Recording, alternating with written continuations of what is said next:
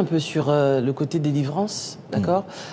Qu'est-ce qui explique que justement il y a certaines assemblées qui sont contre justement ces prédications sur la délivrance, les liens, les récits? Puisque dans votre église locale, il y a des besoins que vous ne pouvez pas répondre en tant que berger, c'est pour cela qu'il y a la complémentarité. Il faut aussi avoir l'humilité de se dire, j'ai conseillé ces gens, j'ai prêché ces gens, mais je crois qu'il y a un problème de délivrance ici. Et puisque je n'ai pas la grâce, je vais ouvrir la porte à quelqu'un que je connais, qui puisse venir aussi chez moi, pourquoi pas enseigner sur ça, impacter cela, et les pasteurs qui sont même les plus humbles m'enseigner à moi-même cela, pour que j'apporte ça aussi dans mon message à mon église locale. Je crois que c'est comme ça que l'on devrait fonctionner.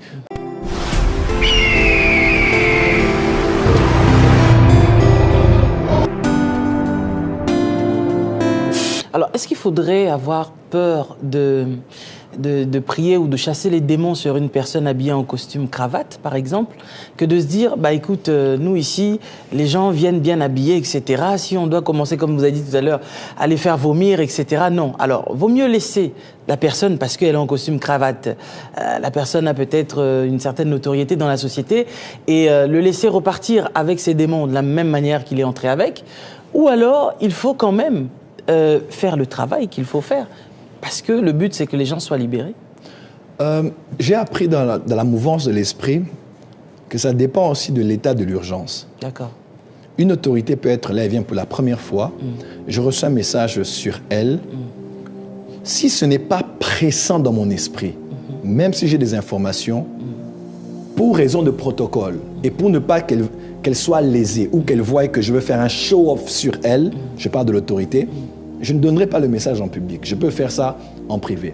Mais si ça presse dans mon esprit et que je sens peut-être que toute l'assemblée doit prier pour cette personne parce que c'est important qu'on fasse à cause de l'urgence de la chose, alors on doit la faire. Je crois que le but, c'est d'aimer le Saint-Esprit, d'être conduit par l'Esprit et d'avoir l'esprit de sagesse pour savoir qu'est-ce qu'il faut faire et en quel moment. Il y a beaucoup de messages qu'on reçoit sur des gens, mais on se dit, si je donne, c'est bien, mais j'ai vu, mais c'est important, mais ce n'est pas urgent.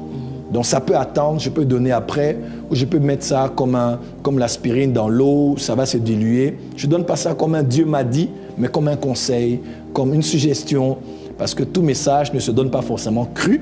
Il y a aussi des messages qu'on donne ça en entretien, mais en format de conseil. Donc ça dépend de la pression qu'on a. On n'est pas obligé d'imposer les mains à tout le monde qui vient parce qu'il faut juste être conduit par l'esprit et avoir beaucoup de sagesse. Alors on va chrétien un peu sur le côté délivrance, d'accord. Qu'est-ce qui explique que justement il y a certaines assemblées qui sont contre justement ces prédications sur la délivrance, les liens, les réclamations, etc. On fera une émission où on parlera vraiment précisément là-dessus, mais là on survole un peu. Mais les personnes qui prient dans ces assemblées-là vont, comme vous avez dit tout à l'heure, chercher justement des lieux où on va les délivrer. Alors, pourquoi ne pas juste accepter que nous avons des gens dans l'Église et ces gens-là ont aussi besoin de la délivrance et il faut exécuter ça? Je crois que la réponse se trouve dans votre propre question. Je crois que c'est... Bon, déjà, basiquement parlant, nous sommes un corps. Et l'apôtre Paul, dans 1 Corinthiens 12, après avoir parlé des dons spirituels, il explique que nous avons plusieurs membres, mais un seul corps. Donc, le bras a son rôle, les yeux ont leur rôle, les oreilles ont leur rôle, les jambes ont leur rôle. Il y a des parties que nous cachons, comme l'apôtre Paul dit, nous gardons ça de manière très, très secrète et discrète. Il y a d'autres aussi que nous exposons. Chaque membre du corps n'a pas la même taille, n'a pas le même poids, n'a pas la même forme, n'a pas la même couleur pour certains, et n'a pas la même fonction. Il y a des églises qui ont plus une grâce à la délivrance que d'autres. On doit aussi respecter ça. Tous ne feront pas comme ce que tout le monde fait. Moi, j'ai une église prophétique. Je ne dirais pas que toutes les églises soient comme ça. Sinon, si tout le corps est un seul membre, où sera là chez nous au Congo, moi je suis originaire de la RDC, on appelle ça Satongue. Donc Satongue Mbia, quelqu'un qui avait un œil, un bras, une jambe, et vous devenez un monstre. Mais aussi, puisque dans votre église locale, il y a des besoins que vous ne pouvez pas répondre en tant que berger, c'est pour cela qu'il y a la complémentarité.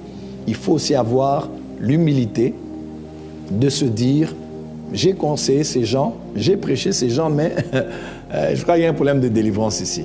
Et puisque je n'ai pas la grâce, je vais ouvrir la porte à quelqu'un que je connais, qui puisse venir aussi chez moi, pourquoi pas enseigner sur ça, impacter cela, et les pasteurs qui sont même les plus humbles m'enseigner à moi-même cela, pour que j'apporte ça aussi dans mon message à mon église locale.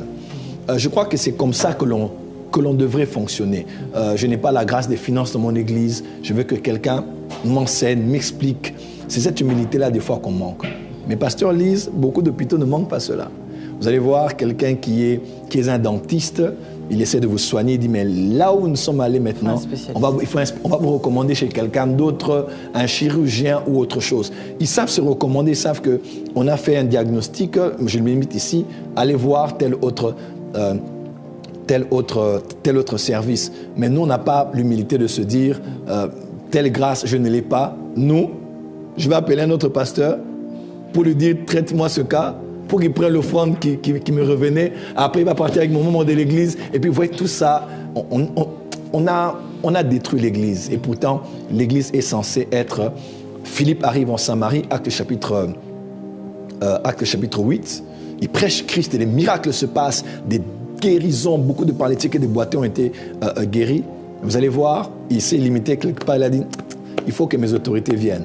C'est là que Pierre et Jean sont venus maintenant pour libérer autre chose dans l'église. Pierre et Jean, dans Actes chapitre 3, étaient ensemble. Ils ont regardé cet homme qui avait la foi d'être guéri. Je revois un peu la scène au ralenti. Jean a dit, bon, moi là, ça c'est pas mes histoires.